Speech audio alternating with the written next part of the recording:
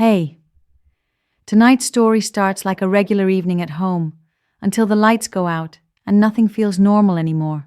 A man alone in a house, a power outage during a storm, an escaped inmate with a face people never forget. What's making that dinging sound upstairs? And why is there light in a room that should be pitch black?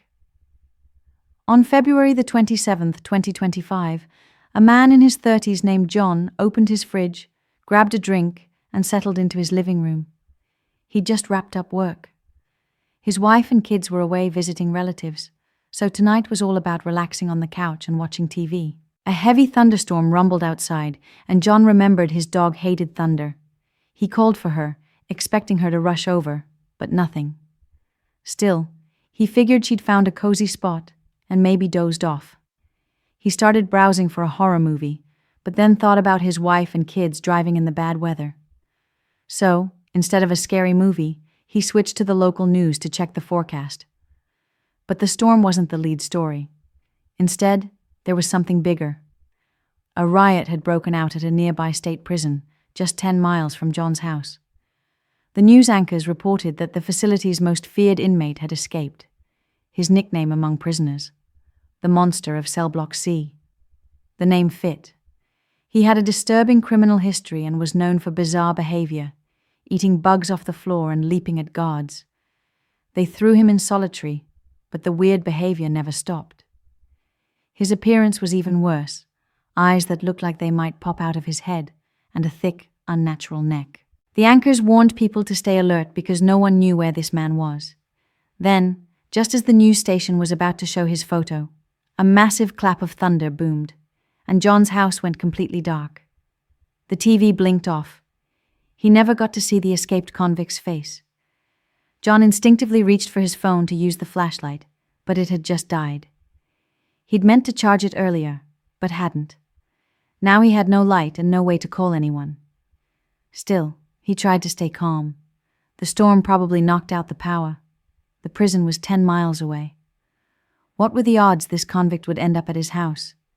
He told himself it was all just bad timing. He stood up and walked toward the kitchen to grab a flashlight. But as he got closer, he heard a sound. It was electronic.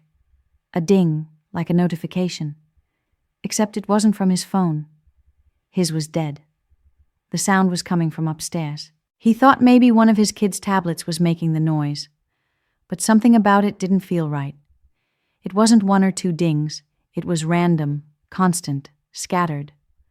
Still, maybe his wife had tried messaging him through one of the kids' apps since his phone wasn't working. That thought got his heart going. He rushed into the kitchen, found the flashlight, and sprinted to the stairs. The dings continued above him, sporadic and unplaceable. He felt anxious. It kind of sounded like a tablet, but kind of didn't. At the top of the stairs, the hallway split left and right. He shined the light to the right. Total darkness and silence. But to the left, from under his closed bedroom door, a bright light was shining, and the dinging was coming from inside the room. That made no sense. The iPads weren't stored in there, but he had to check. He slowly walked down the hall. With each step, the sound got louder. The light beneath the door pulsed in sync with the dings, flashing like a heartbeat. His nerves were shot. He was about to reach for the doorknob when a new noise from downstairs, a low, heavy thumping, like something soft but massive slamming against the wood floor again and again. John froze. Maybe it was rain through an open window. No, this didn't sound like water. Maybe it was his dog. He called out, his voice tight and desperate, but got no response. The thumping continued, and started coming up the stairs. Now John stood trapped between two unknowns. Something strange in his bedroom, and something approaching from below. Paralyzed, he couldn't move. Then the noise crested the stairs. John panicked. He flung open the bedroom door, ran inside, and prepared to swing the flashlight like a bat. But what he saw made him freeze in place. Standing in the center of the room was someone he recognized immediately. His victim.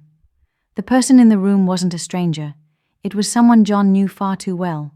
Not from real life, not face to face, but from the internet. This was the person John had harassed online for 5 straight years. Every day, he'd mocked, ridiculed, and rallied others to do the same. Behind the screen, he had been relentless, cruel even. No one else knew, not his family, not his friends.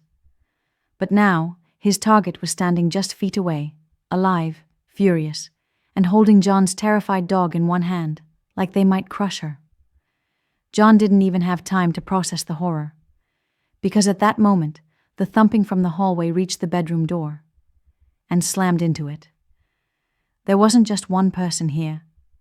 There were 2. John spun toward the door, his flashlight trembling in his hands. The door began to slowly open. Whatever was on the other side, he didn't want to see it.